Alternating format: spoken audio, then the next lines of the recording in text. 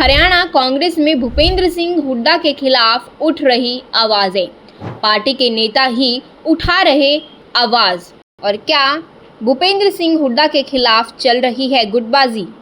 तो देखिए, हरियाणा में गुटबाजी में फंसी कांग्रेस लगातार कमजोर हो रही है। चुनावों में हार के बाद पिछले 15 साल से भूपेंद्र सिंह हुड्डा के खिलाफ पार्टी के भीतर आवाजें उठ रही हैं।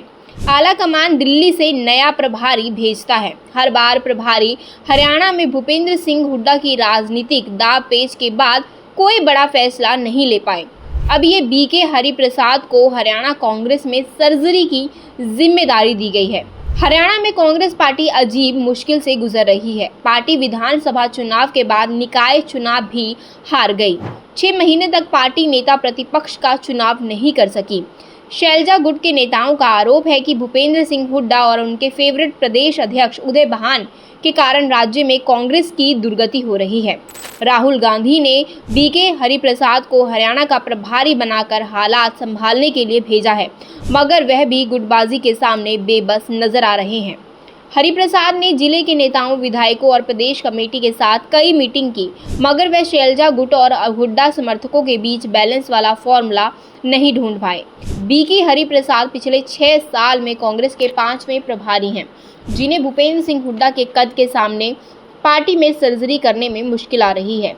हरियाणा में भूपेंद्र सिंह हुड्डा और उदय भान के खिलाफ कई कांग्रेस नेताओं ने खुलेआम बयानबाजी की, जिसे प्रदेश प्रभारी बीके हरिप्रसाद रोक नहीं पाए।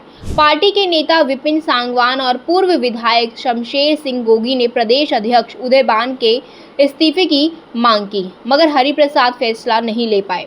विपिन सांगवान ने प्रदेश अध्यक्ष पद पर दावेदारी करते हुए कहा कि उदय भान को अक्टूबर 2024 के चुनावों में हार की जिम्मेदारी लेनी चाहिए और इस्तीफा दे देना चाहिए। कांग्रेस किसी की विरासत नहीं है। जो कोई भी पार्टी के हित में काम नहीं करता है, उसके खिलाफ कार्रवाई की जानी चाहिए। शमशेर सिंह गोगी ने भी हुड्डा को निशाने लेते हुए कहा कि संगठन में जो उच्च पदों पर हैं लेकिन पार्टी के हित में काम नहीं करते हैं, उन्हें पार्टी संगठन से बाहर रखा जाना चाहिए।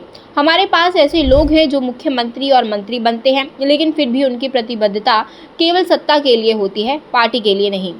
हालात ये है कि पिछले 15 साल से जिलों और ब्लॉक स्तर पर कांग्रेस पार्टी ने कमेटी ही नहीं बनाई है। अब बीके हरिप्रसाद पिछले 3 महीने से इसके लिए मशक्कत कर रहे हैं, मगर भूपेंद्र सिंह हुड्डा के तेवर के कारण उनके लिए टास्क आसान नहीं है। हुड्डा ने उनके इस प्रयास को पार्टी की गुजरात में होने वाली अधिवेशन के लिए टाल दिया। हुड्डा ने कहा कि गुजरात में 8 अप्रैल को कांग्रेस कार्य समिति की बैठक है, उसमें वह भी शामिल होंगे। हरियाणा में पार्टी एक संगठनात्मक कैडर बनाने की दिशा में बढ़ रही है और ये इस 2 दिवसीय पार्टी सत्र के बाद किया जाएगा। कांग्रेस चुनाव जीते या हारे, हरियाणा कांग्रेस में भूपेंद्र सिंह हुड्डा का जलवा बरकरार है। लोकसभा चुनाव हो या विधानसभा चुनाव, आला कमान तमाम विरोधियों के बाद भी हुड्डा की सिफारिशें पर टिकट बांटता है। शैलजा गुट का आरोप है कि पिछले 20 साल से हरियाणा कांग्रेस पर भूपेंद्र सिंह हुड्डा का एक छत्र राज्य है। हरियाणा प्रदेश कांग्रेस कमेटी भी हुड्डा समर्थकों का बोलबाला है। विधानसभा में मौजूद 37 विधायकों में अधिकतर सीनियर हुड्डा के समर्थक ही माने जाते हैं। भूपेंद्र हुड्डा के कारण अपनी राजनीतिक भविष्य से चिंतित पार्टी के कई नेता बीजेपी में शामिल हो गए, मगर हाईकमान ने आंखें बंद ही रखी। बड़े फेरबदल के लिए राज्य प्रभारी बदलते रहे, मगर हुड्डा के दाव के सामने फेल हो गए।